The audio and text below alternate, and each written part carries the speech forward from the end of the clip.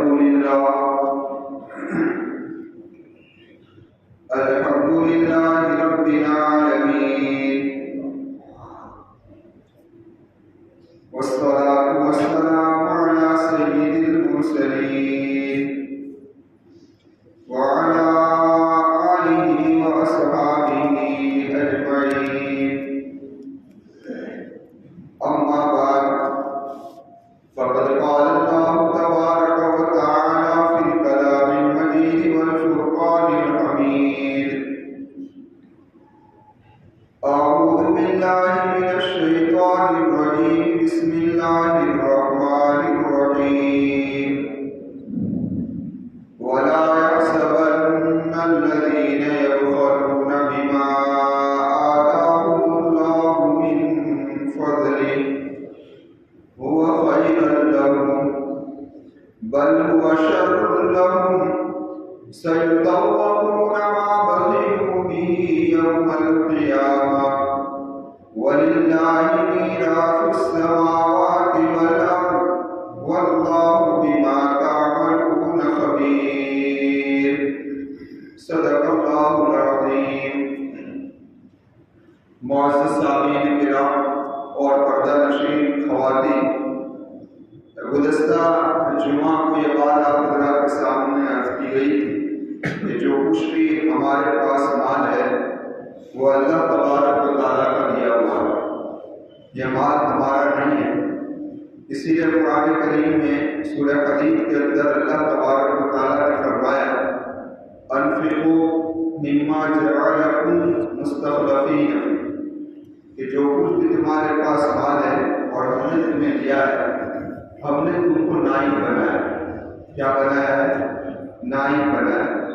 نائب یعنی مینیجر. جب آرڈر آ جاتا ہے تو مینیجر کا کام یہی ہوتا ہے کہ اس کو دے دیا کرے، اور کوئی کام ہوتا نہیں مینیجر کا. تو اس مال میں دو حق ہے: ایک حق تو ہمارا ہے کہ ہم اپنی ضرورت کے لیے استعمال کریں، اور دوسرا حق اللہ کا ہے کہ اللہ نے جہاں کہا ہے وہاں پر خرچ کریں. اسی لیے آپ نے سورہ توبہ کی آیت کریمہ بارہا سنی ہوگی، جس میں اللہ تبارک و تعالیٰ نے فرمایا: ان اللہ اشتری من المؤمنین انفسهم واموالهم بان لهم الجنہ، کہ اللہ تبارک و تعالیٰ نے ایمان والوں کی جانوں کو اور مالوں کو خرید لیا ہے. کیا کر دیا بھائی؟ یعنی ہم تو بک چکے ہیں، ہماری جانیں بھی بک چکی ہے اور ہمارا مال بھی بک چکا ہے. بِأَنَّ لَهُمُ الْجَنَّةَ، اس کے بدلے میں جنت کے بدلے میں ہم بک چکے ہیں. خیر، خریدنے والا کون ہے؟ اللہ ہے. خریدنے والا کون ہے بھائی؟ اللہ ہے. تو جس نے ہمیں خرید لیا ہے وہ ہمیں کہہ رہا ہے کہ خرچ کرو. مال کے بارے میں کہا خرچ کرو، کرنا پڑے گا. اور جان کے بارے میں کہا کہ لگاؤ، تو لگانا پڑے گا، ہے نا؟ اب ذرا غور کرے کہ دونوں کی لگانے کی جگہ کون سی؟ تو فرمایا قرآن کریم نے کہ جان کے لگانے کی جگہ کو بتائے قرآن: یقاتلون فی سبیل اللہ فیقتلون ویقتلون، کہ وہ اللہ کے راستے میں نکل کر لڑتے ہیں، قتل کرتے ہیں یا ہو جاتے ہیں. دو ہی راستے ہیں، یا تو مرتے ہیں یا مارتے ہیں. سمجھ آئے گا؟ تو فرمایا کہ جان کو لگانے کی جگہ کو اللہ تبارک و تعالیٰ نے بتائی وہ میدان کہ وہاں اپنی جان کو لگا دو. بس تمہارا کام وہاں پہنچنا، وہاں جانا. اب اس حال میں بھی تم کامیاب ہو کہ تم اس دنیا سے رخصت ہو، اور اس حال میں بھی تم کامیاب ہو کہ سامنے والے کو مار کے آ گئے. اس میں بھی کیا ہے؟ تمہاری کامیابی چھپی ہوئی ہے. خیر، اب ذرا دیکھیں قرآن کریم نے آگے کیا فرمایا: یقاتلون فی سبیل اللہ فیقتلون ویقتلون وعدا علیہ حقا فی التوراۃ والانجیل والقرآن. فرمایا کہ وعدہ اللہ کا ہے، کسی اور کا وعدہ نہیں ہے. اور ایسا ٹھوس وعدہ ہے کہ جس کا ذکر توریت میں بھی، جس کا ذکر انجیل میں بھی ہے، اور جس کا ذکر قرآن کریم میں.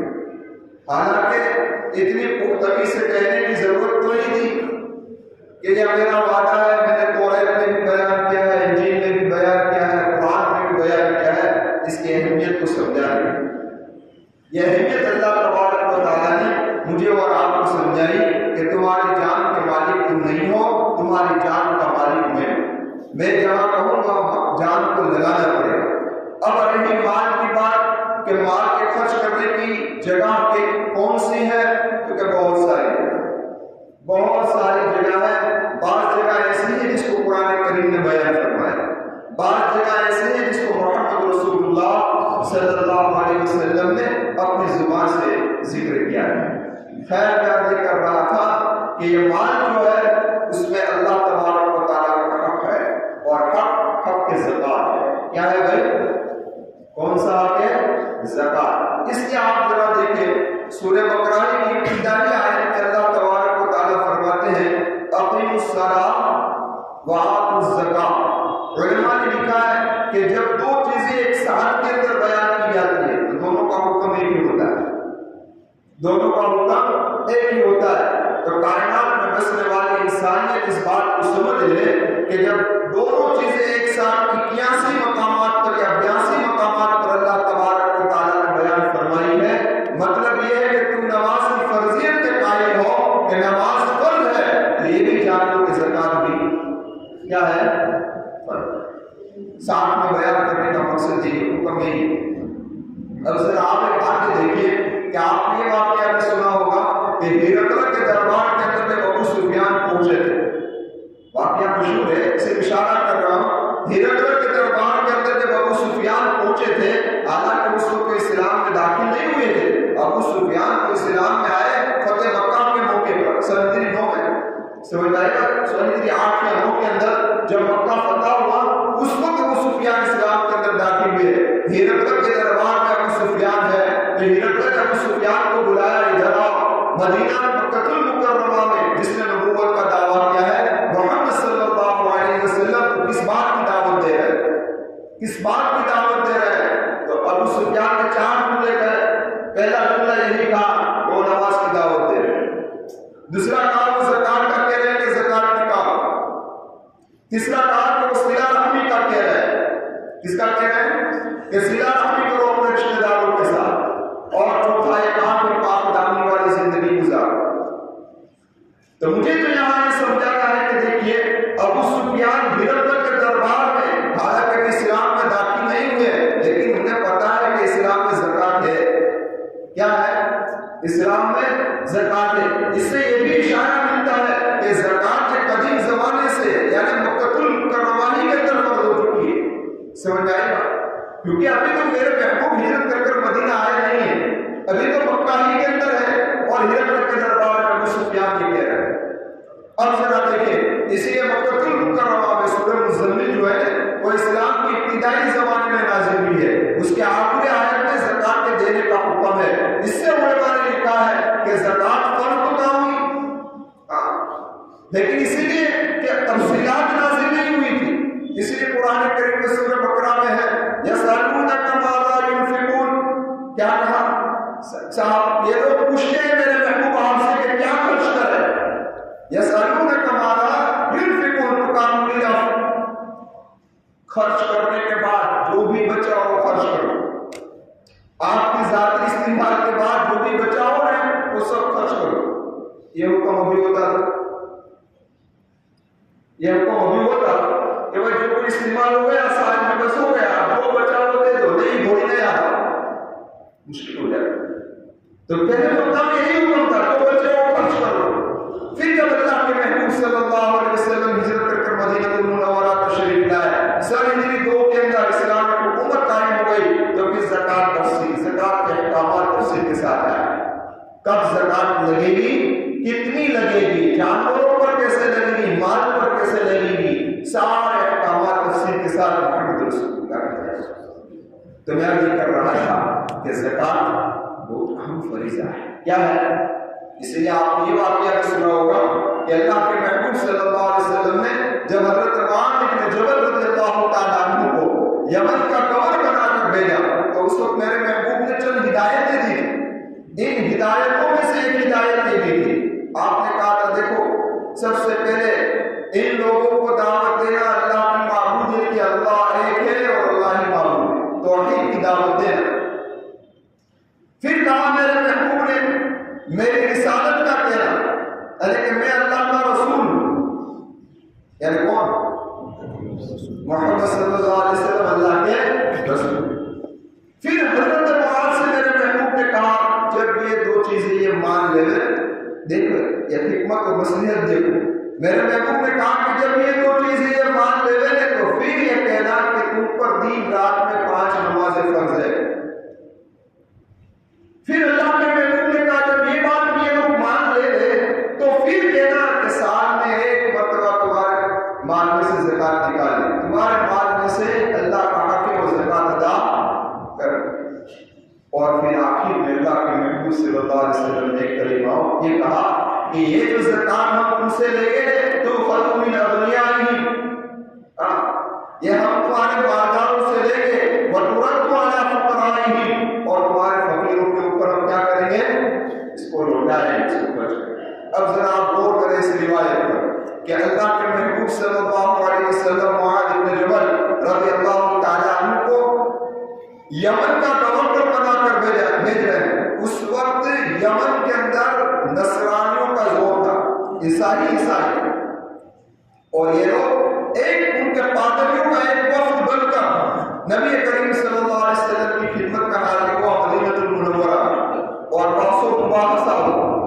یہ تک پوری تکرار سورہ آل عمران میں بحث و مباحثہ ہوا۔ بحث و مباحثہ کے بعد میرے محبوب نے کہا کہ مباحثہ کے لیے تیار ہو۔ مباحثہ کی تشریح ابھی تو وقت نہیں، پھر کبھی انشاءاللہ مباحثہ کسے کہتے ہیں سمجھیں گے انشاءاللہ۔ خیر، میرے محبوب نے ان کو مباحثہ میں کہا کہ مباحثہ کے لیے تیار ہو جاؤ۔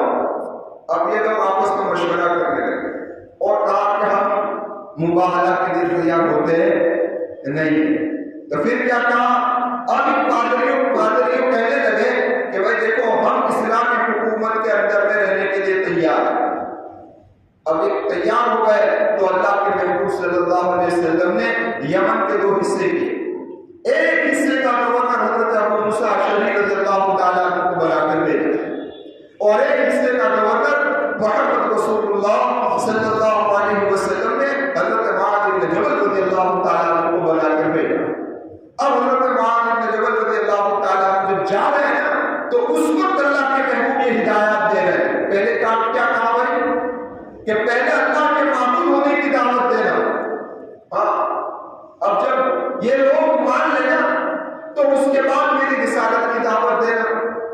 اب ذرا دیکھیں کہ یہ عیسائی تھے تو، اور عیسائی اور یہودی یہ اللہ کی وحدانیت کو تو مانتے تھے لیکن محمد رسول اللہ کی رسالت کو مانتے نہیں تھے۔ تو میرے محبوب نے پہلے توحید کی دعوت اس لیے دلوائی کہ سارے ادیان اب ختم ہو گئے، اب دنیا کے اندر اگر کوئی دین چلے گا تو محمد رسول اللہ صلی اللہ علیہ وسلم کا لایا ہوا دین چلے گا۔ اگر کامیابی اگر کسی کو حاصل کرنی ہے تو نہ حضرت عیسیٰ علیہ السلام کے دین پر چل کر حاصل ہوگی، نہ حضرت موسیٰ علیہ السلام کے دین پر چل کر حاصل ہوگی۔ اگر تمہیں آخرت کی کامیابی چاہیے تو محمد رسول اللہ صلی اللہ علیہ وسلم کے دین پر چلنے سے ملے۔ پہلے توحید کی دعوت دی، پھر رسالت کی دعوت دی، پھر فرمایا کہ اگر رسالت کو تسلیم کر لے، مجھے نبی مان لے کہ محمد اللہ کے رسول ہے، تو اب ان کے ذہن میں بات ضرور آ جائے گی کہ جب بھی اللہ کسی رسول کو بھیجتا ہے تو کوئی نہ کوئی چیز دے کر بھیجتا ہے، ایسے نہیں بھیجتا۔ سمجھ آئے گا؟ تو حضرت معاذ بن جبل رضی اللہ تعالیٰ عنہ نے جو وہاں محنت کی، توحید کی، رسالت کی، جب یہ جم گئی نا تو پھر کہا کہ اللہ تبارک و تعالیٰ نے تمہارے اوپر دین و رات کے اندر 5 نمازیں فرض کی ہے۔ تو نماز کے 2 پہلو، نماز کے کتنے پہلو ہیں؟ 2 پہلو۔ ایک پہلو سے نماز آسان ہے، ایک پہلو سے نماز بھاری ہے۔ آپ کون سا پہلو ہے جس سے نماز آسان ہے؟ کیونکہ اس میں کوئی مال خرچ نہیں ہوگا، سمجھ میں آئے گا؟ اور کون سے پہلو سے نماز بھاری ہے؟ کہ دین میں 5 مرتبہ نماز پڑھنے آنا ایک بڑا بھاری مسئلہ ہے، لیکن قرآن نے کہا جن کے دل میں اللہ کا خوف ہے اس کے لیے کوئی مشکل، اس کے لیے فجر کو اٹھنا بھی کیا ہے؟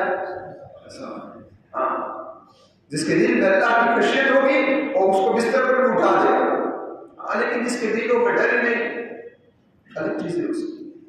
تو خیر باتیں کر رہا تھا آپ سے کہ یہ پہلو بھاری ہے، اور جب کوئی بھاری پہلو بیان کرنا ہوتا ہے تو اس کی مصلحت کا نصیحت دانی پڑی، نصیحت بتانی پڑی۔ اسی طریقے سے فرمایا کہ جب یہ نماز کو تسلیم کر لے اور پھر زکات کا حکم ہے۔ دیکھو یہ آہستہ آہستہ، یہی ہے تعلیم شریعت، ایک ساتھ سارے احکامات کا ٹھوکے جائے۔ بچے پر بھی اسی طریقے سے پاورفل نہیں ہونا چاہیے، ہٹا جمانا نہیں چاہیے، اسٹیپ بائی اسٹیپ ان کی تربیت کرو، اسٹیپ بائی اسٹیپ۔ تو یہاں بھی اسٹیپ بائی اسٹیپ فرمایا نماز ہو گئی تو اب زکات کر گیا۔ اب زکات کے بھی دو پہلو، ایک پہلو سے آسان ہے زکات، ایک پہلو سے مشکل ہے۔ مشکل پہلو کون سا ہے؟ تو کہ اپنے مال میں سے مال نکالنا یہ بہت مشکل ہے۔ دمڑی کا دینا آسان، چمڑی کا دینا، دمڑی کا دینا بہت مشکل ہے، تو یہ مشکل پہلو ہے۔ آسان پہلو کون سا ہے؟ کہ ان کو سمجھاؤ کسی سال میں ایک مرتبہ ہی دینا ہے، نماز کی طرح بار بار دینا نہیں ہے، سال میں صرف ایک دفعہ ہی دینا ہے۔ اور وہ بھی کتنی دینی ہے بھائی؟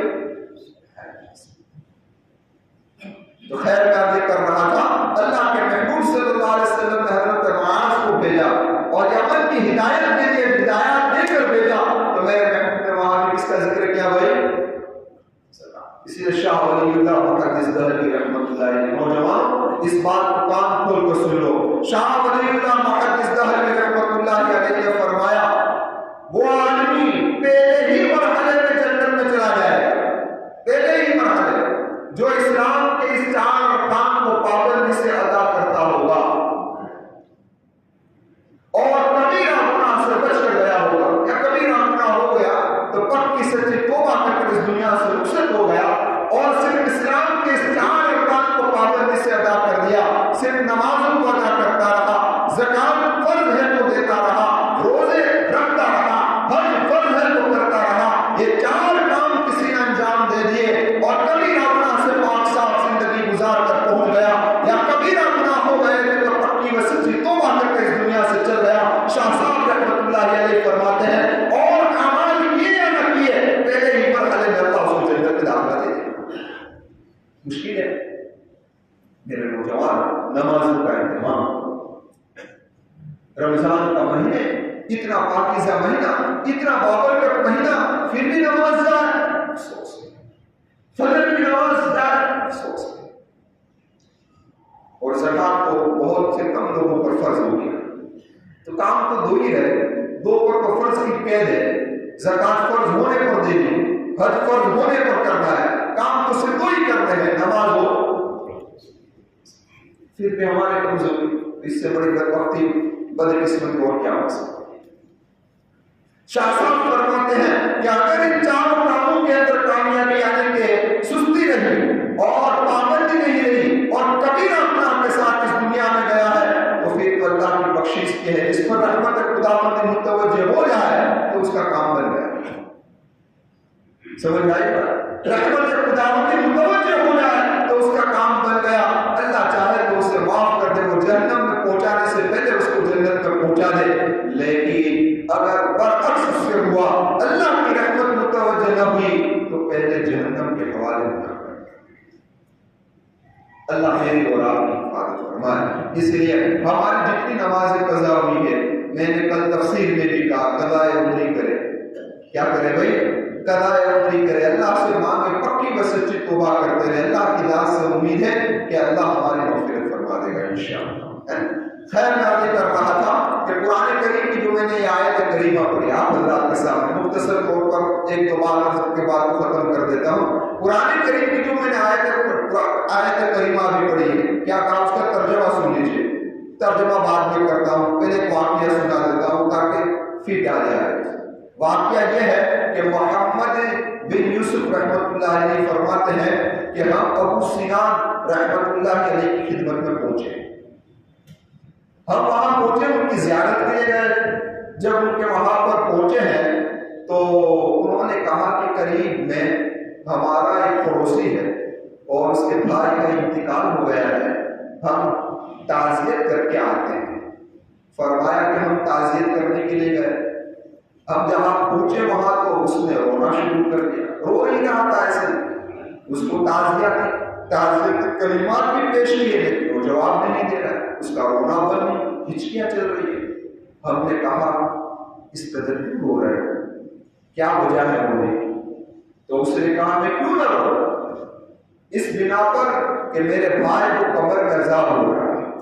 کیا کہا؟ میرے بھائی کو قبر کے اندر عذاب ہو رہا ہے۔ تو ہم نے کہا کوئی غیب کا جاننے والا ہے، تجھے کیسے پتا چلا کہ تیرے بھائی کو قبر میں عذاب ہو رہا ہے؟ تو کہنے لگا دراصل بات یہ ہے کہ جب میرے بھائی کو دفن کیا گیا اور دفن کر کے سب مٹی دے کر چل گئے اور میں وہیں پر تھا تو قبر کے اندر سے آواز آئی بھائی میں عذاب قبر کے اندر مبتلا۔ مجھ سے رہا کہ بھائی سے بھائی کا ایک تعلق ہوتا ہے، محبت ہوتی ہے۔ میں نے فوراً قبر کو کھولا۔ جب قبر کو کھولا میں نے تو میرا بھائی عذاب قبر میں مبتلا تھا اور اس کے گلے کے اندر ایک توپ لگا ہوا تھا، آگ کا توپ پہنایا ہوا تھا۔ بھائی کی محبت نے مجھے اس بات پر مجبور کر دیا کہ میں اس توپ کو نکال کر پھینک دوں۔ جیسے ہی میں نے اس توپ کی طرف ہاتھ بڑھایا تو میرے ہاتھ جل گئے اور اس جلنے کے نشانات نے مجھ کو بتایا کہ دیکھو یہ میری انگلیاں جو اس سے جلی ہوئی ہیں۔ ہم تعجب میں پڑ گئے۔ پھر فرمایا کہ میں نے فوراً قبر کو ڈھانپ دیا اور میں گھر پر آیا، میرا رونا بند نہیں ہو رہا ہے۔ ابھی بھی میرے بھائی کی حالت سامنے آتی ہے تو میں پریشان ہو جاتا ہوں کہ میرا بھائی عذاب قبر میں مبتلا ہے۔ تو فرماتے ہیں ہم نے پوچھا کیا آپ کے بھائی سے کوئی گناہ ہوا ہے، کسی گناہ میں مبتلا ہے؟ تو کیا کہا؟ جملہ سن لینا، غور سے سننا۔ کیا کہا؟ وہ کہنے لگا میرا بھائی نماز کا تو اہتمام کرتا ہے۔ کیا کہہ رہے ہیں؟ نماز کا اہتمام کرتا تھا، روزے بھی پابندی سے رکھتا تھا، لیکن زکات نہیں دیتا تھا۔ اب ذرا اندازہ لگاؤ، صرف زکات کے نہ دینے پر اس قدر عذاب میں مبتلا ہو رہا ہو تو جو نماز بھی نہیں پڑھتے۔ اللہ! تو حضرت فرماتے ہیں ابو سنان محمد بن یوسف رحمۃ اللہ علیہ فرماتے ہیں فوراً قرآن کریم کی آیت کریمہ پر ہماری نظر ہے جس میں اللہ تبارک و تعالیٰ کیا فرماتے ہیں وَلَا يَحْسَبَنَّ الَّذِينَ يَبْخَلُونَ بِمَا آتَاهُمُ اللَّهُ مِن فَضْلِهِ۔ اور لوگ ہرگز یہ گمان نہ کریں کہ جو لوگ اپنے مال کے اندر بخل کرتے ہیں وہ یہ گمان نہ کر لے کہ قرآن یہ کہہ رہا ہے وَلَا يَحْسَبَنَّ الَّذِينَ يَبْخَلُونَ بِمَا آتَاهُمُ اللَّهُ مِن فَضْلِهِ هُوَ خَيْرٌ لَّهُمْ کہ وہ ان کے حق میں بہتر ہے، ہم مال بچا بچا کر رکھتے ہیں اور کنجوسی سے کام لیتے ہیں تو یہ بہتر ہے، بل هُوَ شَرٌّ لَّهُمْ بلکہ ان کے لیے بہت بری چیز ہے۔ آگے کیا فرمایا سَيُطَوَّقُونَ مَا بَخِلُوا بِهِ يَوْمَ الْقِيَامَةِ، ہم تو پہنائے قیامت کے دن ان کے گلے میں۔ تو فرماتے ہیں کہ فوراً ہماری لائٹ بڑھا گئی، اس قرآن کریم کی آیت کریمہ کی تصدیق ہو گئی جس میں اللہ نے فرمایا ہے کہ مال کے اندر بخل سے کام نہ لو، اگر بخل سے کام لیا جائے گا تو پھر ہم کو پہنائیں گے آسان کے نظر آ ہے۔ بخل سے کیا مطلب؟ جہاں اللہ نے خرچ کرنے کا کہا ہے وہاں آدمی خرچ نہ کرے۔ تو اللہ نے کہا ہے کہ زکات دو، اگر نہیں دے گی تو کیا ہے؟ کیا ہے کہیے؟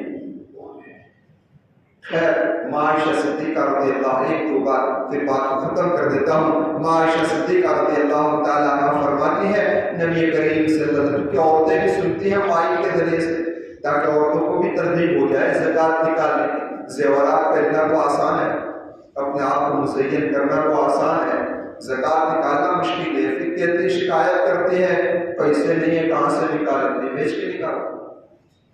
سمجھ آئے؟ بیوی مالک ہے زیورات کی، شوہر تو مالک نہیں ہے نا، تو زکات کس کو نکالنی ہے؟ بیوی کو نکالنی۔ سمجھ میں آئے گا؟ اس کو نکالنی ہے۔ ہاں شوہر نکال دے اس قسمت ہے، وہ اپنی خوشی سے نکال سکتا ہے، لیکن حق کس کا بنتا ہے؟ عورتوں کا بنتا ہے۔ تو خیر میں یہ کر رہا تھا معاشہ صدیقہ رضی اللہ تعالیٰ عنہ کے پاس نبی کریم صلی اللہ علیہ وسلم تشریف لائے۔ غور سے سننا ہوتے میرے محبوب تشریف لائے تو حضرت عائشہ صدیقہ رضی اللہ تعالیٰ عنہ کے ہاتھ کے اندر چاندی کی انگوٹھیاں تھیں۔ کس کی انگوٹھیاں تھیں؟ چاندی کی انگوٹھیاں تھیں۔ تو اللہ کے محبوب نے حضرت عائشہ سے پوچھا یا عائشہ یہ کیا ہے؟ تو حضرت عائشہ نے کہا ہے میرے محبوب صلی اللہ علیہ وسلم میں نے آپ کے سامنے کیا کہتے بن صبر کر پیش آنے کے لیے یہ کام انجام دیا ہے۔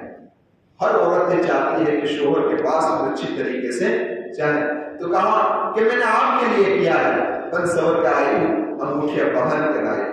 تو اللہ کے محبوب نے فرمایا ہے عائشہ تو نے اس کی زکات نکالی ہے؟ تو حضرت عائشہ نے کہا اللہ کے محبوب نہیں نکالی۔